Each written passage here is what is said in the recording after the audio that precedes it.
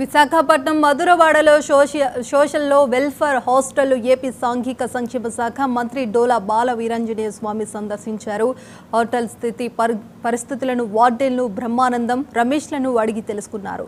ఇక హాస్టల్లో విద్యార్థులకు అందుతున్న సౌకర్యాలను పరిశీలించారు. హాస్టల్కు అనుకుని ఉన్న భూములు అన్యక్రాంతం కాకుండా కంచే, హాస్టల్ చుట్టూ ప్రహరీ గోడ నిర్మాణం చేస్తామని మంత్రి హామీ ఇచ్చారు.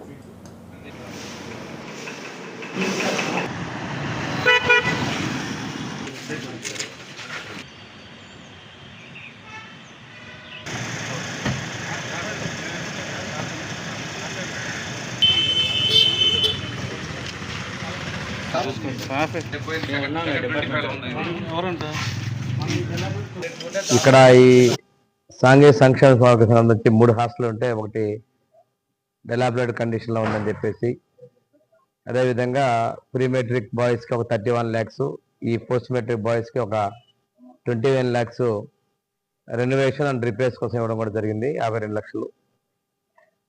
దీంతో పాటు పైన కొంచెం ఖాళీ స్ట్రక్చర్ ఉంది, ఏమన్నా చేయాలని చెప్పేసి చాలా కాలం చెప్తా ఉన్నారు. ఒకసారి విజిట్ చేద్దామని రావడం జరిగిందండి. దీంతో పాటుగా ఆ పక్కన డైలాబరేట్ ఉన్న కండిషన్లో ఉన్నటువంటి హాస్టల్లో కూడా కొత్త బిల్డింగ్ నిర్మించాల్సిన అవసరం ఉంది. ఇక్కడ డిమాండ్ కూడా ఉందని చెప్పేసి చెప్తున్నారు.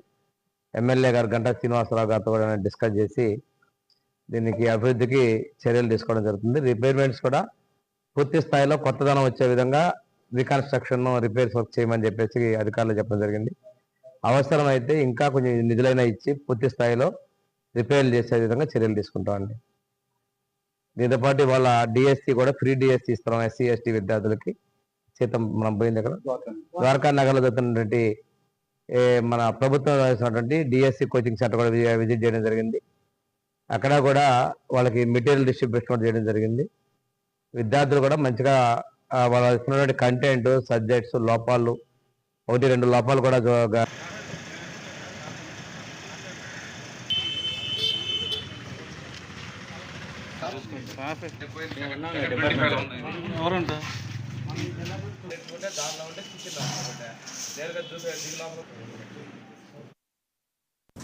అనకాపల్లి జిల్లా లంక